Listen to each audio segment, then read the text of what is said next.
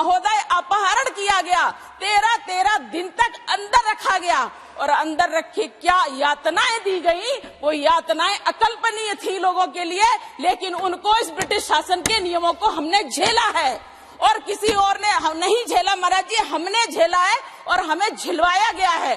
करने वाले लोग तंत्र के थे, करवाने वाले लोग सत्ता के थे। ये कांग्रेसी पूछते हैं कि आज मोदी सरकार ने क्या किया। मैं सिर्फ एक बात कहना चाहूंगी कि कितने साधु संतों ने, अभी हमारे एक साथी संसद के साथी कह के गए हैं कि हमारे मुस्लिमों पे ये किया जाता, मुस्लिमों पे ये किया जाता। मैं कहना चाहती हूँ कि क्यों पीड़ा हो रही है, तुम्हारे तो ऊपर बहुत बड़े लोगों का हाथ था। कह दिया जाता कि इनको जमानत दे दो, क्रिमिनल होने के बाद भी उन्हें जमानत मिल जाती है। कि महोदय ना सम्मान दिया जाता था, जैसा सरकार चाहे वैसा सरकारें चलाती थी इन लोगों को।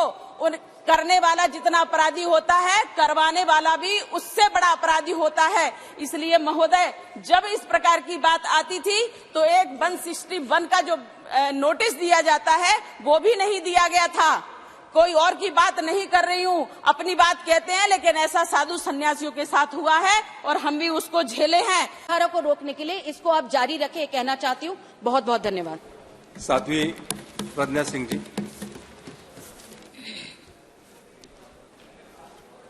धन्यवाद अध्यक्ष जी।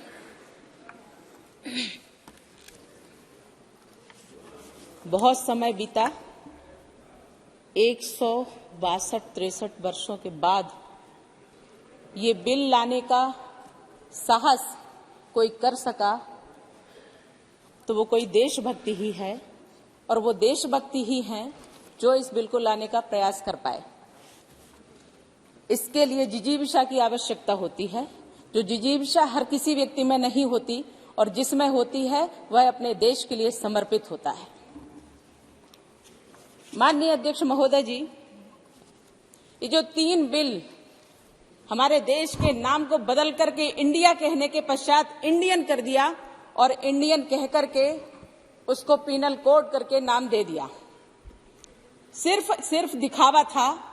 जो बता दिया ये हमारा है, लेकिन हमारा नहीं, हमारा ही तुम्हारे लिए है। हम अभी भी मालिक हैं और तुम अभी भी गुलाम हो। ये मानसिकता लेकर के ये बिल हमें दे दिए गए थे, लेकिन स्वतंत्रता का मान रखने वाले लोग जो सत्ता पर बैठे वो कभी रख ही नहीं पाए।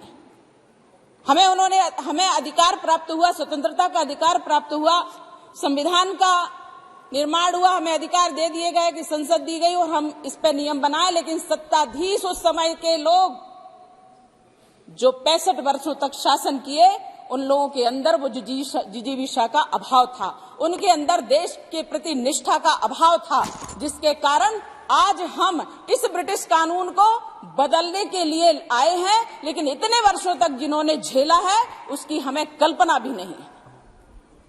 हम ये कह रहे थे हम भारतवर्ष में, स्वतंत्र भारत में सांस ले रहे हैं, लेकिन हम स्वतंत्र भारत के कानून के अंतर्गत नहीं है, ये हमें आभास हो रहा था, ये हमें झेलना पड़ रहा था।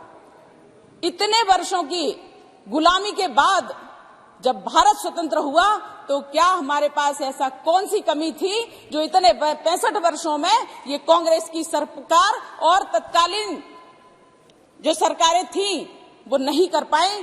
क्या कारण था कि इतना समय लग गया? यही मुझे लगता है कि हम गुलामी की मानसिकता से हट करके हम आगे बढ़े हैं। अब हम अपने शुद्ध भारतीय, अपने देश के प्रति सम्मान, अपने देश की आत्मा को छू करके जो अब कानून बनेगा, जो कानून आज बिल आया है ये कानून बनेगा, तब वो भारतीयों के द्वारा, भारतीयों के लिए और भारतीयों के लिए न्याय होगा, तभी हम इसमें न्याय पाएंगे। भारतीय न्याय संहिता 2023, भारतीय नागरिक सुरक्षा संहिता 2023, भारतीय साक्ष्य अधिनियम 2023।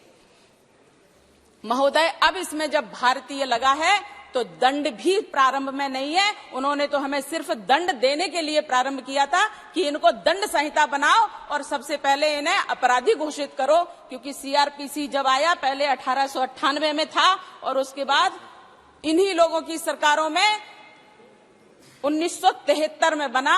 25 वर्षों के बाद, 30 से 30 वर्षों के बाद जब ये कुछ कानून बना पाए तो इन्होंने हमें दिया जल्दी सीआरपीसी। आपकी बात उस सीआरपीसी के अंतर्गत महोदय मैं सिर्फ एक बात कहना चाहूंगी कि कितने साधु संतों ने, अभी हमारे एक साथी, संसद के साथी कह के गए हैं कि हमारे मुस्लिमों पे ये किया जाता, मुस्लिमों पे ये किया जाता। मैं कहना चाहती हूँ कि क्यों पीड़ा हो रही है? तुम्हारे तो ऊपर बहुत बड़े लोगों का हाथ था। कह दिया जाता कि इनको जमानत दे दो, क्रिमिनल होने के बाद भी उन्हें जमानत मिल जाती है। मैं आज धन्यवाद करती हूँ प्रधानमंत्री मोदी जी का, धन्यवाद करती हूँ अमित शाह जी का। मैं कुछ कोट करना चाहती हूँ महोदय। 1 मिनट में आपका उसमें आप थोड़ा सा मुझे समय दीजिए प्लीज। मैं पहली बार इस बिल पे बोल रही हूँ, पहली बार बोल रही हूँ। मंत्री जी रिप्लाई करना चाहते हैं। माननीय अमित शाह जी ने, माननीय अमित शाह जी ने कहा,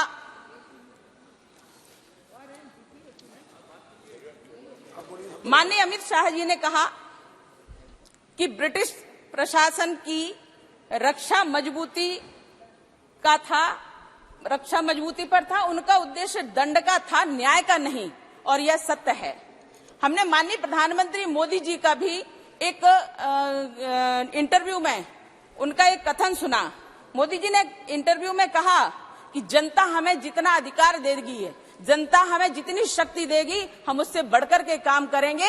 और आज जनता ने ये दिखा दिया है कि हम आपको शक्ति दे रहे हैं, आप काम करिए। तो ये जनता का साथ और जनता का विकास और सबका साथ होने के साथ ही आज ये दंड का नहीं, आज ये न्याय का प्रावधान आया है हमारे बीच में, और हम उस प्रावधान के अंतर्गत चल रहे हैं। महोदय, बहुत अच्छा ये लग रहा है कि इतने वर्षों बाद ही सही, बहुत सारे कष्टों को झेल करके बहुत लोग आगे आए हैं।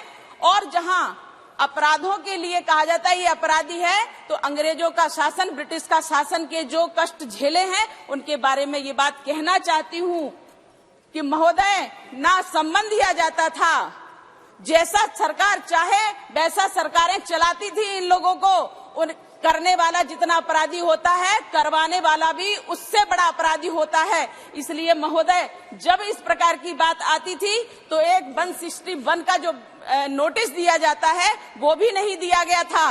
कोई और की बात नहीं कर रही हूँ, अपनी बात कहते हैं, लेकिन ऐसा साधु सन्यासियों के साथ हुआ है और हम भी उसको झेले हैं। 161 का बयान होता है, 161 का नोटिस दिया जाता है, तब आपको लेकर के पूछताछ की जाती है, जिससे आपके परिवार, आपके शिष्य, आपके सेवक, आपके रिश्तेदारों को पता होता है आप कहाँ हो। महोदय, अपहरण किया गया, 13 दिन तक अंदर रखा गया, और अंदर रखे क्या यातनाएं दी गई, वो यातनाएं अकल्पनीय थी लोगों के लिए, लेकिन उनको इस ब्रिटिश शासन के नियमों को हमने झेला है और किसी और ने हम नहीं झेला। महाराज जी, हमने झेला है और हमें झिलवाया गया है। करने वाले लोग तंत्र के थे, करवाने वाले लोग सत्ता के थे। ये कांग्रेसी पूछते हैं कि आज मोदी सरकार ने क्या किया, मोदी सरकार ने क्या किया। मैं बताती हूँ महोदय, कोई भी तंत्र तभी बदलता है जब हम जनमानस की मानसिकता को बदल देते हैं। महोदय, जनमानस को बदलने के लिए उसका विकास जरूरी है, जनमानस को बदलने के लिए उसकी सुरक्षा अनिवार्य है, जनमानस को बदलने के लिए देश की सीमाओं को सुरक्षित करना अनिवार्य है, जनमानस को बदलने के लिए उनको रोटी और कपड़ा, और रोटी कपड़ा के साथ शिक्षा, और शिक्षा के साथ न्याय देना जरूरी है। जब ये सब माननीय प्रधानमंत्री मोदी जी ने दे दिया, हर किसी वर्ग का विकास कर लिया, उसके बाद जब न्याय की व्यवस्था आती है तब हम इसके अंतर्गत आते हैं। महोदय, इतने वर्षों बाद लाने का 10 वर्ष हमारे माननीय प्रधानमंत्री मोदी जी के शासनकाल के 10 वर्ष हुए हैं, लेकिन ये चिंतन लंबा रहा, ये चिंतन जिजीविषा का है। इसलिए आप अपनी बात खत्म कीजिए ना, मेरी बात पूरी होने दीजिए। नहीं, और भी मेंबर है, आपकी बात खत्म कीजिए ना। जो सुझाव रहेगा वो सुझाव दीजिए। 5 मिनट दे दीजिए। 5 मिनट नहीं, अब अपनी बात 1 मिनट में खत्म कीजिए। 1 मिनट के बाद हेमा जी बात करेंगे। थोड़ा 161 का जो नोटिस दिया जाता है महोदय, अब वो प्रावधान में आया है, तब लोगों को, और इसका इलेक्ट्रॉनिक उपयोग भी किया जा रहा है, जो हमारे माननीय अमित शाह जी द्वारा बिल लाया गया है, मैं उसके समर्थन में हूँ। महोदय, 161 में जो इलेक्ट्रॉनिक का उपयोग किया जा रहा है कि हम इलेक्ट्रॉनिक के द्वारा, मोबाइल के द्वारा, ईमेल के द्वारा ये सब चीजें भेजेंगे। तकनीकी का उपयोग किया जा रहा है। 164 का बयान जो जज के सामने होता है, अकेले में होता है, लेकिन उस पर दबाव बना करके पूरा दिलवाया जाता था, जिससे अपराधी छूट जाते थे। महोदय, अब नहीं छूट पाएंगे। हेमा मालिनी, नहीं, और भी मेंबर है, आप अपनी बात जल्दी खत्म कीजिए।